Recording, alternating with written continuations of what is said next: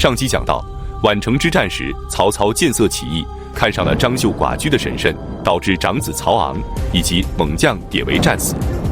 那么，曹操会善罢甘休吗？他再次征伐张绣能够成功吗？本期视频，我们就一起走进曹操再次征伐张绣及袁本初多谋寡断。197年，曹操征伐张绣，结果大败而归，袁绍便立即给曹操写信。然而此信中言辞极为傲慢，这让曹操非常的愤怒，准备立即发兵攻打袁绍。可荀彧和郭嘉认为，此时还不是与袁绍翻脸的时候，如果要和袁绍开战，得先解决掉张绣以及袁术和吕布，否则一旦与袁绍开战，他们便会从后面偷袭，到时候两面作战甚为不妥呀。曹操这才消了怒气，担忧地说道：如果去攻打袁术和吕布，袁绍必定会趁机侵扰关中，引发江湖叛乱。如果向南再引诱刘璋，到时候我们恐怕要对抗天下5/6的力量了，那可如何是好啊？荀彧沉着地说道：关中的将帅数以千计，但都各自割据，唯有韩遂和马腾的兵力较强，可他们见关东正在征战，只会拥兵自保，并不想参与纷争。只要你派人去招抚他们，即使不能让关中长治久安，但至少能撑到你平定关东之前。曹操听后非常高兴，立即派钟繇前往长安，去招抚韩遂和马腾。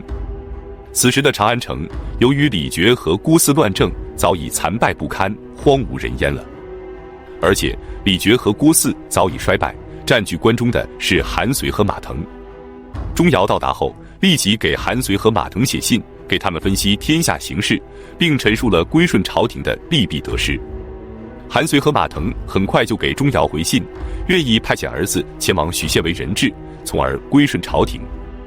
这下曹操彻底没有了后顾之忧，准备发兵攻打袁术。袁术得知后不敢迎战曹操，立即将大军交给了乔蕤、李丰、梁刚、乐就这4位将领，让他们在祁阳迎战曹操，他自己则向南撤退了。结果曹操的大军到达后，不费吹灰之力就打败了袁术的大军，袁术的4位将领也全部战死，损兵折将的袁术从此便一蹶不振，再也翻不起波浪了。此战曹操不仅战胜了袁术，还得到了一员猛将，此人便是许褚。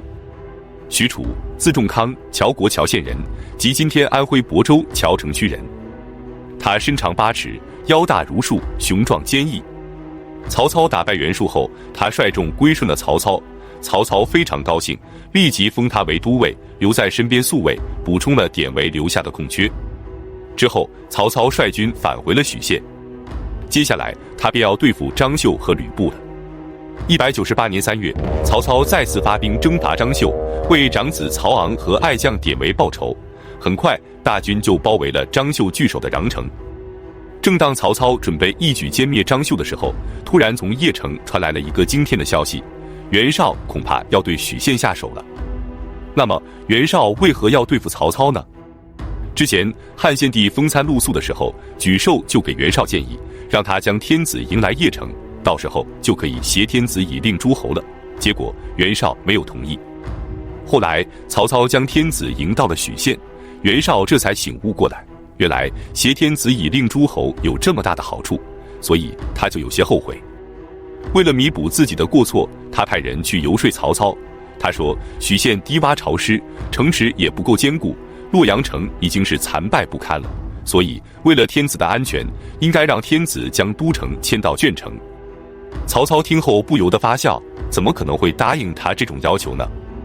于是田丰就给袁绍建议说，既然曹操不肯迁都邺城，那就只能图谋许县了，只要能拿下许县，就可以顺利地将天子迎来邺城。要不然曹操动不动就假托天子的名义发号施令，长此以往必然受制于他，等他羽翼丰满之后就不好对付了。何况他此时正在攻打张绣，许县必然空虚，正是我们发兵许县的绝佳时机。袁绍听后决定思考一下再做决定。然而他们的谈话被一名侍卫全都听到了。到了夜晚，他偷偷地离开邺城，前往穰城去面见曹操，将他听到的一切都汇报给了曹操。曹操听后惊出一身冷汗，一旦袁绍决定出兵，许县必然不保，那他就彻底完了。于是他立即决定放弃攻打穰城，赶紧回军救援许县。张绣得知曹操莫名其妙的撤军后，百思不得其解，立即率军尾随，观察曹军的动向。恰逢此时，刘表派来支援张绣的大军也已到达安众，切断了曹军的退路。此时的曹操前有堵截，后有追兵，许县还随时有可能被袁绍攻灭，情况万分的危急。他登高远望之后，立即给徐彧写信说明处境，但告诉他此战我必能取胜，你势必守住许县，等我回来。之后他命人挖掘险道，做出趁夜逃跑的假象。张绣得知后大喜，立即整顿军队，抽调精锐大军，准备发起突袭。贾诩劝他说：“将军千万不能去追，此战无法取胜。”可张绣觉得曹操已经被两面夹击，插翅难飞了，如此大好形势怎能放过？于是他不顾贾诩的反对，与刘表的援军同时发起突袭。然而当他们进入曹营的时候，才发现曹营里一片寂静。片刻之后，曹军从四面八方冲了过来，张绣这才发现上当了，他和刘表的联军被打得措手不及，大败而归。曹操战胜后并不恋战，立即率军继续向北前行。张绣回来后后悔不已，对贾诩说道：“我之所以吃了败仗，就因为没有听从贾公的建议啊。”可贾诩却说：“你现在可以放心的去追了，此战你必定胜利。”张绣疑惑地抬起头看着贾诩问道：“我刚刚率领精兵出击，结果大败而归，现在只剩下残兵败将了，如何才能取胜呢？”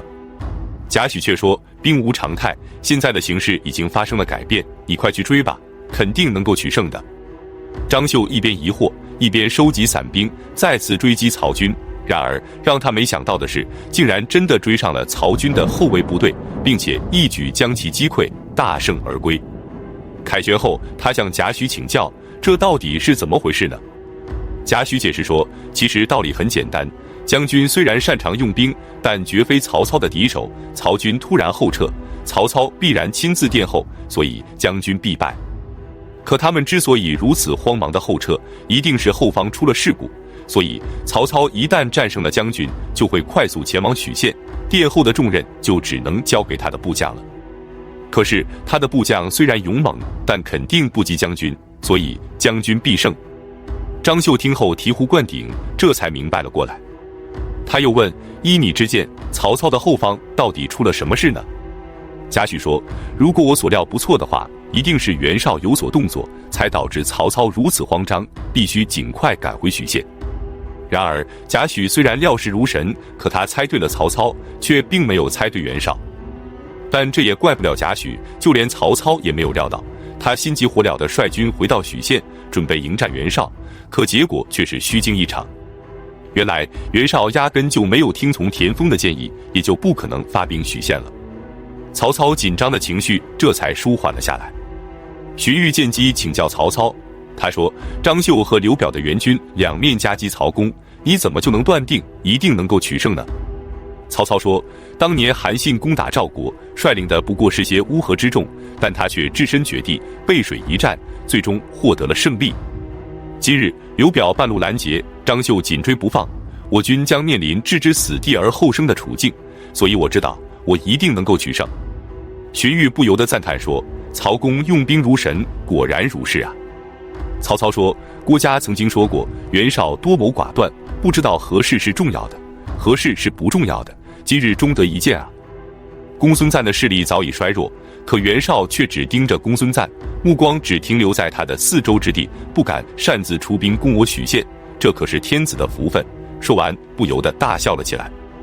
接着他对众位谋士说：“既然袁本初不能威胁我，那我就准备去攻打吕布，你们意下如何？”那么曹操的谋士能够同意攻打吕布吗？我们下期接着讲述。